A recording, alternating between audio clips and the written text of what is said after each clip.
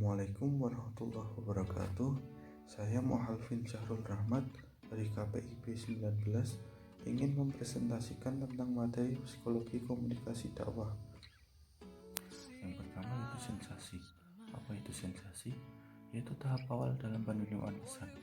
Berasal dari kata sen, berarti alat penginderaan yang menghubungkan organisme dengan lingkungannya. Nya adalah bagaimanakah proses itu terjadi?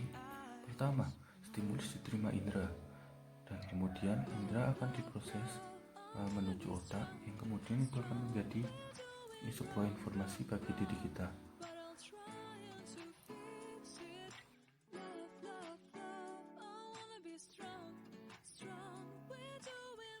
Materi selanjutnya adalah persepsi.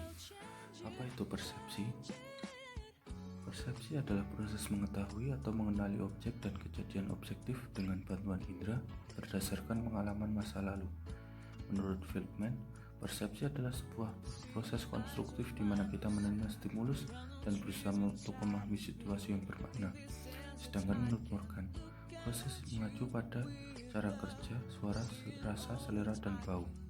Dengan kata lain, persepsi adalah apa saja yang dialami oleh seseorang. Kemudian adalah jenis dari persepsi itu. Pertama, persepsi positif. Persepsi yang menggambarkan segala pengetahuan dan tanggapan yang diteruskan dengan upaya pemanfaatannya. Yang kedua, persepsi negatif.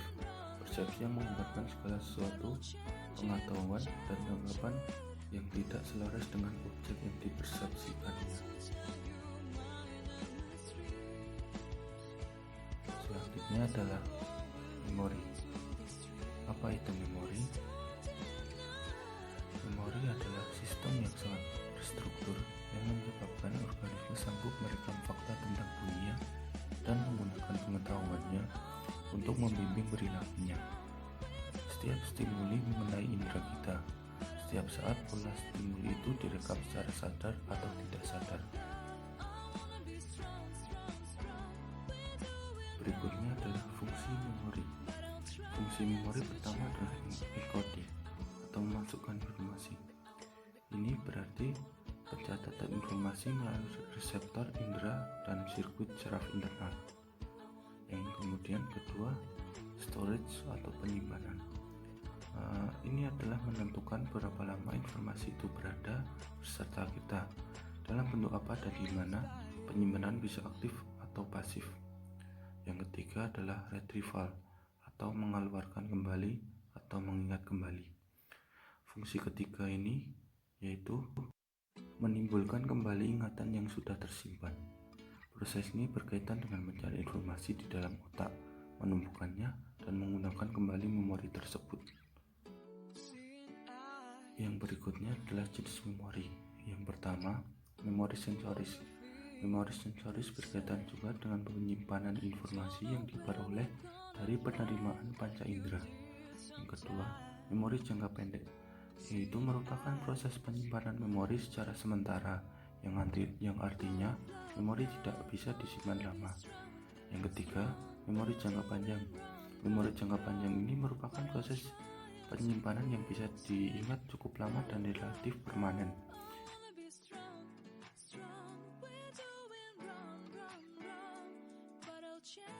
Yang berikutnya adalah materi tentang personality atau kepribadian. Yang kepribadian pertama adalah kepribadian koleris, yaitu tipe yang sangat senang sekali mengatur orang dan mendominasi, suka tunjuk-tunjuk atau perintah-perintah orang.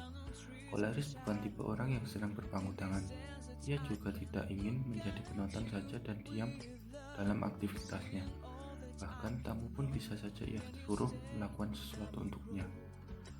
Karena sifat agak ke atas dan menempatkannya seolah-olah bos besar, menyebabkan koleris tidak punya banyak teman. Ini adalah kelebihan dan kekurangan dari sifat koleris. Kelebihan pertama yaitu praktis, berkemauan keras, produktif, memiliki visi, independen, tegas, dan berjiwa pemimpin. Sedangkan kekurangannya adalah dingin, dominan, ceroboh, cepat puas diri, kejam, dan pemarah. Kepribadian yang kedua adalah flegmatis. Flegmatis ini cenderung tidak suka dengan konflik dan menghindari konflik. Jika diminta melakukan sesuatu, ia akan melakukannya walaupun itu tidak sangat disukainya. Ia sangat suka kedamaian, dan baginya kedamaian adalah segala-galanya. Jika ia menemui sebuah permasalahan, pertengkaran, ataupun konflik, ia akan mencari solusi yang damai dan tidak menimbulkan konflik lainnya. Ia rela berkorban asalkan masalahnya berlangsung secara damai dan tidak berkepanjangan, walaupun itu merugikannya. Berikut adalah kelebihan dan kekurangan dari kepribadian flegmatis. Kelebihannya tenang, kalem, diplomatis, efisien, dapat diandalkan, objektif, dan teratur. Sedangkan kekurangannya egois, penakut, cari aman sendiri, suka menunda-nunda, cepat khawatir, tidak tegas, dan gigir. Kepribadian selanjutnya adalah melankolis. Melankolis cenderung serba teratur, rapi, terjadwal, tersusun sesuai pola. Umumnya mereka ini suka dengan fakta-fakta, data-data, angka-angka, serta seringkali memikirkan segala sesuatu secara mendalam. Berikut adalah kelebihan dan kekurangan dari kepribadian melankolis. Kelebihan pertama yaitu tekun, disiplin, berbakat, perfeksionis, rela berkorban, analitis, dan hemat. Kekurangan yang pertama, rasa pemurung, berpikir negatif, berpusat pada diri sendiri, pembalas, serta teoritis. Kepribadian selanjutnya adalah sanguin. Sanguin memiliki hafalan yang lemah atau agak pelupa. Sanguin agak sulit berkonsentrasi, cenderung berpikir cepat, otomatis, tetapi berpikir yang pendek, dan hidup mereka serba tak teratur. Bisa jadi sanguin apabila menjadi pegawai, maka meja kerja mereka cenderung berantakan. Kemungkinan ini ia pun kurang mampu untuk berdisiplin dengan waktu. Seringkali lupa dengan janji, apalagi membuat planning atau rencana. Jika disuruh melakukan sesuatu, ia dengan cepat akan mengiyakan, terlihat meyakinkan, dan dengan semangat sekali ingin membuktikan bahwa ia bisa dan akan segera melakukannya. Tapi percayalah, beberapa hari kemudian, ia tidak melakukan apapun juga dan hasilnya akan setengah-setengah. Itu adalah kelebihan dan kekurangan dari kepribadian sanguin. Kelebihan pertama, ramah, antusias, banyak bicara, bersahabat, belas kasihan, responsif, dan hangat. Kekurangan yang pertama, egosentris, labil, tidak produktif, suka membesarkan masalah, tidak disiplin, susah diam, dan pelupa. Materi selanjutnya yaitu komunikasi kelompok. Apa itu komunikasi kelompok? Kelompok sendiri adalah sekumpulan orang yang mempunyai tujuan bersama, yang berinteraksi satu sama lain untuk mencapai tujuan bersama, mengenal satu sama lainnya, dan memandang mereka sebagai bagian dari kelompok tersebut. Sedangkan komunikasi kelompok adalah komunikasi yang berlangsung antara beberapa orang dalam kelompok kecil, seperti dalam rapat, pertemuan, konferensi, dan sebagainya. Michael Burgon mendefinisikan komunikasi kelompok sebagai interaksi secara tatap muka antara 2-3 orang atau lebih dengan tujuan yang telah diketahui, seperti berbagi informasi, menjaga diri, pemecahan masalah, yang mana anggota-anggotanya dapat mengingat karakteristik pribadi anggota yang lainnya secara tepat.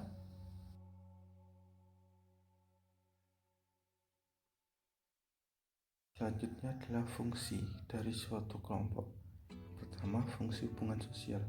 Dalam artian bagaimana suatu kelompok mampu memelihara dan memantapkan hubungan sosial di antara para anggotanya.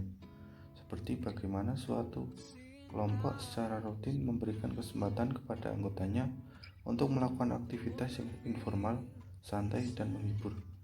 Yang kedua, fungsi pendidikan adalah bagaimana sebuah kelompok secara formal maupun informal bekerja untuk mencapai dan mempertukarkan pengetahuan. Yang ketiga, fungsi persuasi. Seorang anggota kelompok berupaya mempersuasikan anggota lainnya supaya melakukan atau tidak melakukan sesuatu. Seseorang yang terlibat usaha-usaha persuasif dalam suatu kelompok membawa resiko untuk tidak diterima oleh para anggota lainnya. Yang keempat, fungsi problem solving. Kelompok juga dicerminkan dengan kegiatan-kegiatannya untuk memecahkan persoalan dan membuat keputusan-keputusan. Yang kelima, fungsi terapi. Kelompok terapi memiliki perbedaan dengan kelompok lainnya karena kelompok terapi tidak memiliki tujuan. Ini adalah tipe kelompok. Yang pertama, kelompok belajar. Kelompok belajar tidak tertuju pada pengertian pendidikan di sekolah, namun juga termasuk belajar dalam kelompok, seperti kelompok sepak bola, kelompok keterampilan, termasuk juga kelompok atau komunitas jelajah. Dalam kelompok belajar, kita bisa belajar mengenai bagaimana teknik-teknik dari suatu kegiatan dan bertukar pikiran sampai informasi sama anggota satu sama lainnya. Tujuan dari kelompok belajar ini adalah meningkatkan informasi, pengetahuan, dan kemampuan dari para anggotanya. Yang kedua adalah kelompok pertumbuhan. Kelompok pertumbuhan memusatkan perhatiannya kepada permasalahan pribadi yang dihadapi oleh para anggotanya. Karakteristik dari kelompok ini adalah tidak mempunyai tujuan kolektif yang nyata, dalam artian bahwa seluruh tujuan kelompok diarahkan kepada usaha membantu para anggotanya mengidentifikasi dan mengarahkan mereka untuk peduli pada persoalan pribadi yang mereka hadapi.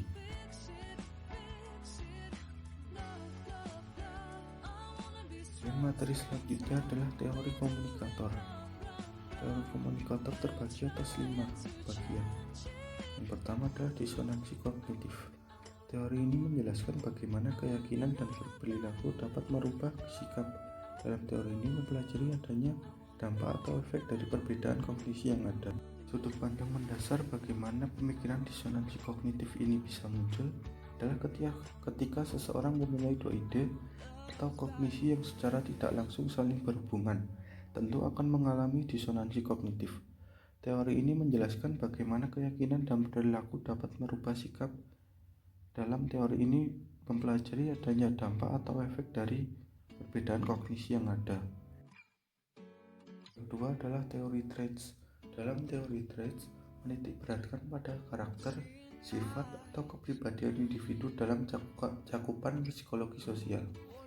Menurut Mullins, kepribadian adalah keunikan karakteristik masing-masing individu dan cenderung membentuk citra diri sendiri dan apa yang dilakukan tersebut, serta perilaku yang mereka perlihatkan. Gibson juga turut menambahkan bahwa kepribadian merupakan seperangkat karakteristik yang stabil dan kecenderungan yang menentukan persamaan dan perbedaan dalam perilaku masyarakat.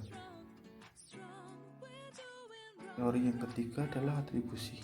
Atribusi dapat dipahami sebagai menjelaskan sebab dari berbagai tindakan atau peristiwa yang menimpa diri orang lain. Menurut Myers, sebab adalah jawaban terhadap pertanyaan mengapa tentang kejadian atau suatu peristiwa terjadi yang menimpa diri sendiri dan orang lain. Ada dua motivasi orang yang melakukan atribusi. Yang pertama, prinsip kompensasi atau mastery. Karena kebutuhan manusia untuk selalu berinteraksi dengan lingkungan, sehingga perlu untuk memahami lingkungan ataupun dirinya sendiri. Kedua, fungsionalisme atau hedonisme. Sebab dari suatu peristiwa bisa membuat teraturnya tingkah laku untuk masa mendatang.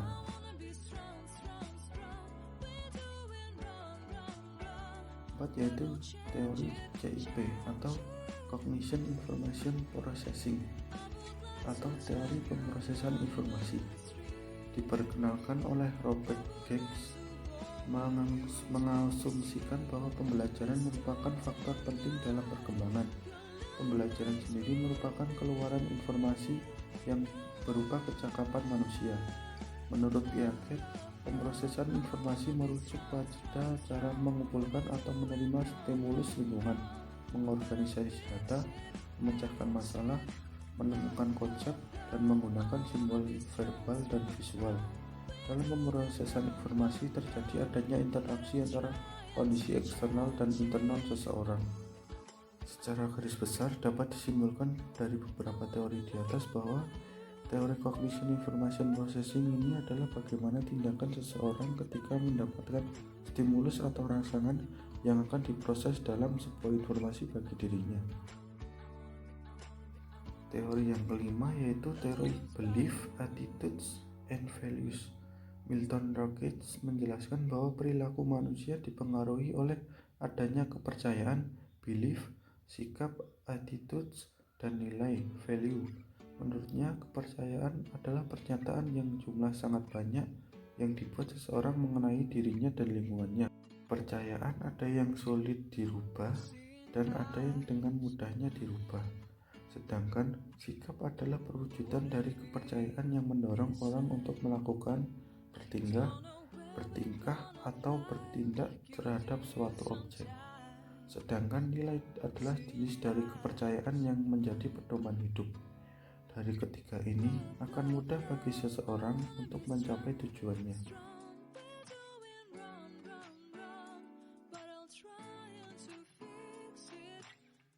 Berikutnya adalah materi monologika dan propaganda. Apa itu monologika dan propaganda? Monologika muncul pada zaman retorika modern. Dalam ilmu retorika modern, monologika diartikan sebagai ilmu tentang seni berbicara secara monolog dalam artian pembicaraan yang dilakukan dengan diri sendiri. Dan dalam monologika, hanya terdapat satu orang yang berbicara kepada sekelompok orang. Bentuk utama monologika ialah pidato. Akan tetapi selain pidato, masih ada pula bentuk lainnya yang yaitu deklamasi, puisi, dan ceramah.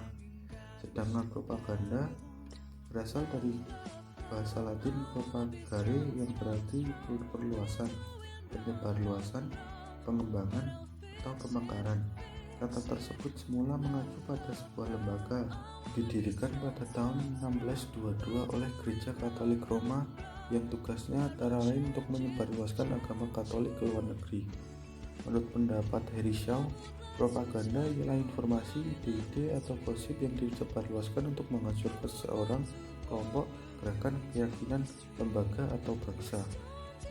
Menurut R.A. Santoso, propaganda adalah sebagai suatu penyebaran pesan yang terlebih dahulu telah direncanakan dengan seksama untuk mengubah sikap, pandangan, pendapat, dan tingkah laku dari menerima sesuai dengan pola yang telah direncanakan oleh komunikator.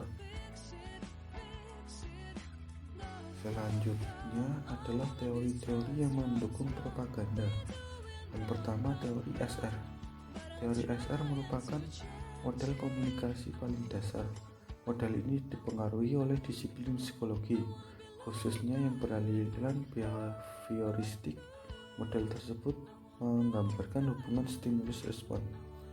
Model ini menunjukkan komunikasi sebagai proses aksi-reaksi yang sangat sederhana. Bila Anda tersenyum kepada seseorang dan orang tersebut membalasnya, maka itulah pola SR. Yang kedua adalah model AIDA, Attention, Interest, Desire, and Action.